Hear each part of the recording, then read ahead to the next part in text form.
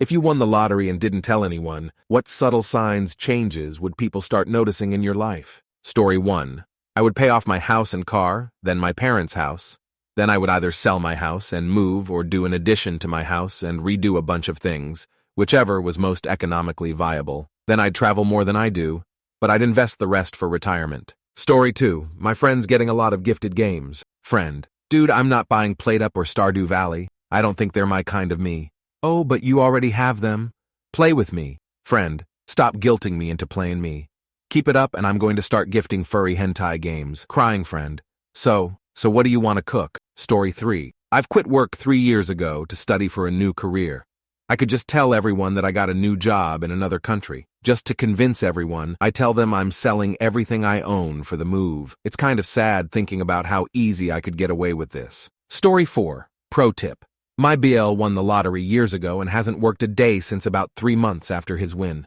They went to the lottery office at 4 p.m. on a Friday so that the media wouldn't be able to get there in time to take a photo or write up an interview with him. He told no one for months. He saw a financial planner that had dealt with lottery winnings specifically, made his plan, and went from there. To this day, his lottery winnings are a secret to anyone outside a certain circle of family. He lives quietly and very comfortably. Story 5.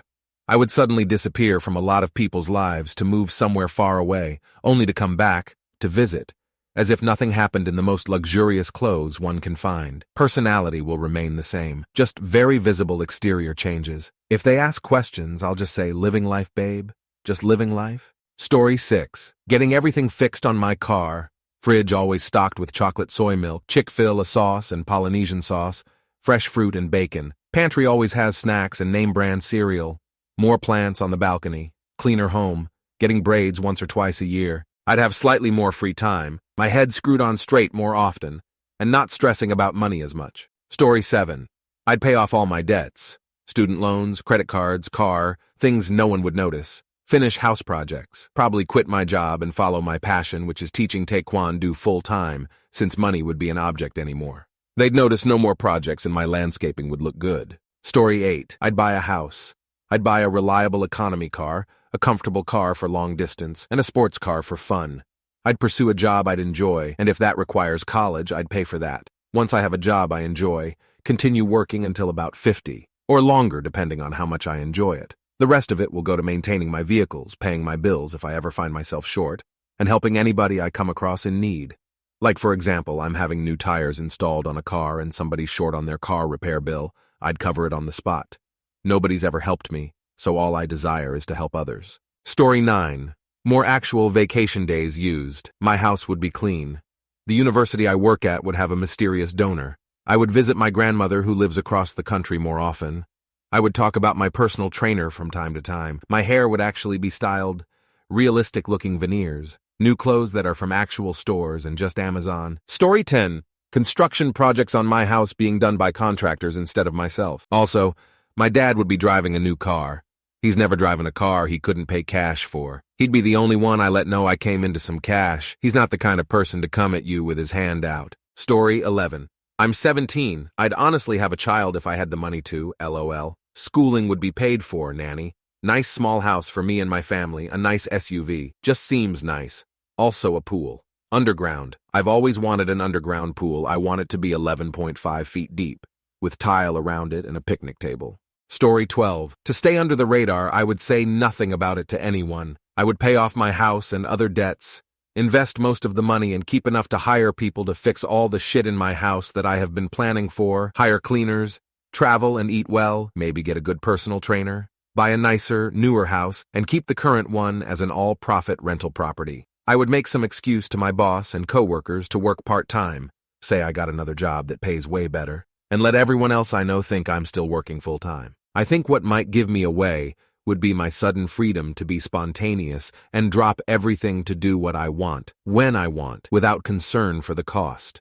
I would want to talk about things I experienced in my travels, and people would wonder how I can afford it with my current salary. So, maybe I get in on a sound business as an investor, and tell people I got lucky landing a nice lucrative executive role there. I could even give myself an impressive title and go in to hang out and screw around in my corner office often enough to seem like I have responsibilities there. I think my spouse and I could keep it a secret without disappearing and cutting all ties. Sure sounds nice. Story 13. No call, no show. Never see Maya dollar again, that's for sure. Middle of nowhere, friends and family in a home compound. And my own private delivery person, because I'd never leave to go buy things. Drop it at the end of the driveway. Private tutors, private music concerts. While I'm dreaming, a damn good chef. Story 14. None. They wouldn't notice a damn thing. I'm going about life as usual until my lawyer and financial advisor says I can do otherwise. Then I'm out. I'll be 1,500 miles away from here before anyone knows. I'm not telling my kids, parents, nobody but my wife. We've had these hypothetical discussions and she's on the same page. Story 15. My peeps would notice if I randomly send them, post-winnings, a larger than normal amount of cash to them, and of course the upgraded lifestyle. But unless you have family that can handle money, I would not tell them. If you don't know how to handle a lot of money and quick to give it to family members, you'll be out of those funds before you realize it. Story 16. People that win the lottery should have more of a willingness to help family and friends out instead of hoarding and hiding it. You'd really let your family members continue as wage slaves for the rest of their one existence while you enjoy freedom and wealth? Isn't that the definition of being a selfish asshole? Hoarding and hiding lottery winnings is literally what billionaires do when they refuse to help anyone or pay their taxes. Guess that's the capitalist way. Whatever is mine, and I will not share it. Not even with friends and family. I care about only myself. Fuck everyone else. That's the typical storyline for lottery winners. Every single comment says, "Don't tell anyone ever, bunch of fucking pricks." Story 17. So many times friends ask me to things, like concerts, burlesque shows, various cons and whatnot, and I have to politely decline because I simply don't have the money to spend on myself most of the time. I'd suddenly start saying yes, and then I'd ask them to go with me to stuff. Also, my house would suddenly be kitted out in a bunch of stuff for my cats, like a swank catio, some wall-mounted things for them to climb on, really cool cat trees, etc. Story 18. T.I. will start to be very honest with everything and everyone without caring about their feelings. NB. I am a Tanzanian living in Germany. I am still afraid of hurting people's feelings with honesty. Many of my friends notice that.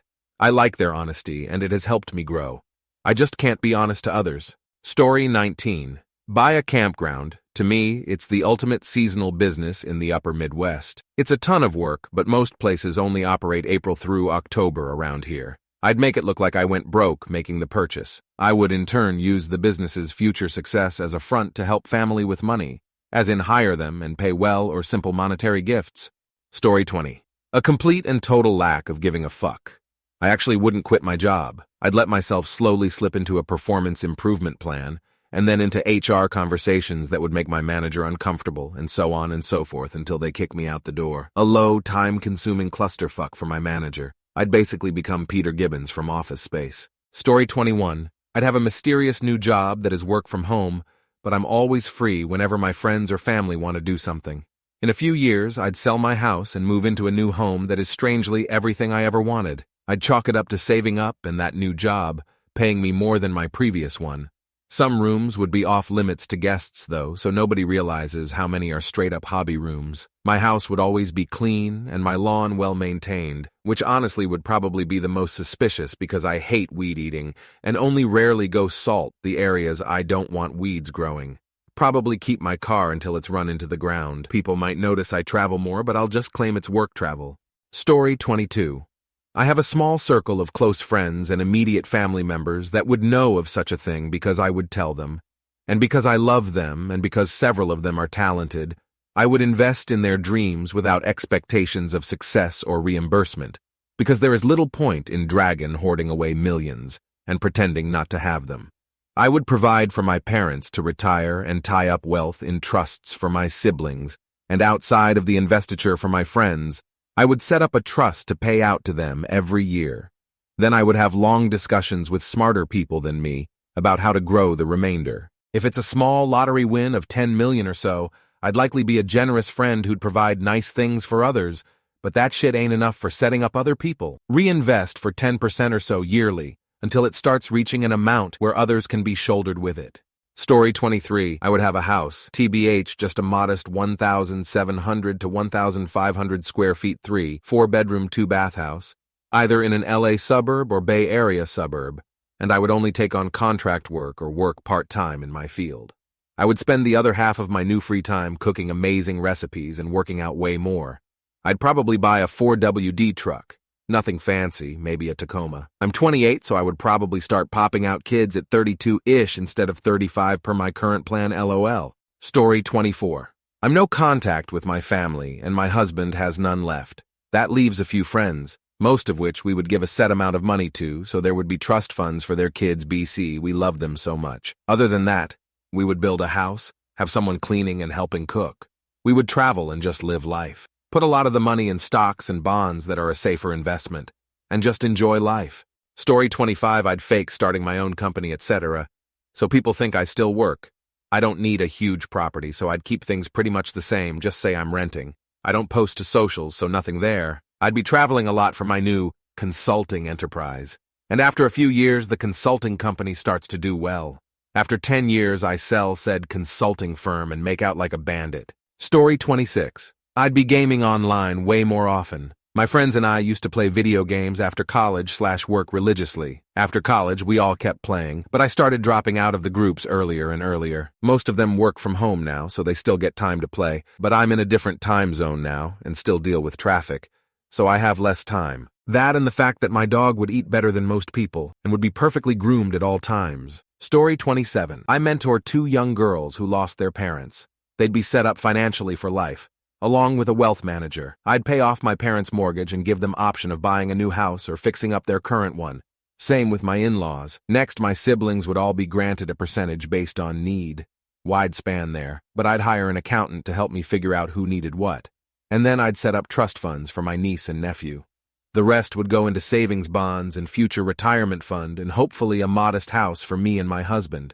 Anything left over would be portioned to charities providing care and support for homeless/starving/injured/and assistive care for people who need it. Story 28. I'd be out of town on my private jet a lot, so they wouldn't notice much but my absence.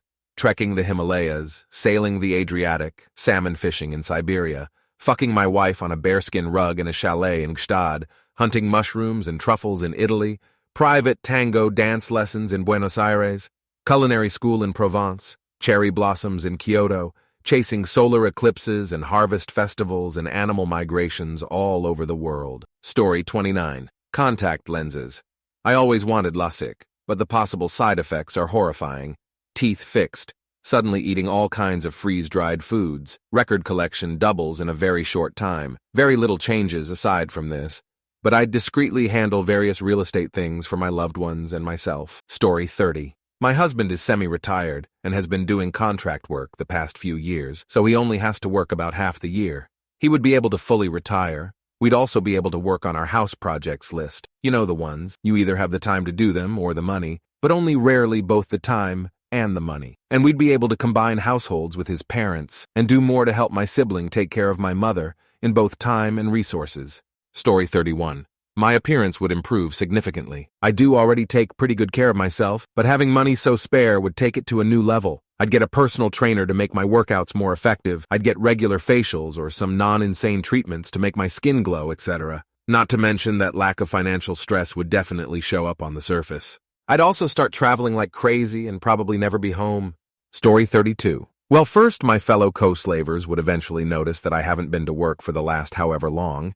And Massa, Bossman, would also eventually notice I haven't cashed, let alone picked up my last paycheck. The biggest subtle signs changed people would start noticing in my life would be my skin color, magically always nice and tan all year round, especially in wintertime, and probably my sudden increase in body muscle mass, now that I'd finally have enough money to eat something more than ramen noodles and an ice cube on toast sandwich. Story 33. My tattoo collection would grow more quickly than usual. My boobs would be smaller, my wardrobe would be more tailored. I would pick up the check 100% of the time. Loved ones in faraway places would notice that I visit them more. My body would get ripped because I would have time and money for daily Pilates and a personal chef dietitian. My goddaughters would notice that they had education funds, my niece and nephew too. Oh, and people would be like, okay, how come she got 3 more dogs and her house is spotless these days? The most important work would be behind the scenes. Depending on the prize amount, I would love to invest some of it, grow it, and be a lil teeny baby version of Mackenzie Scott. But I don't want to be in the news every time I give.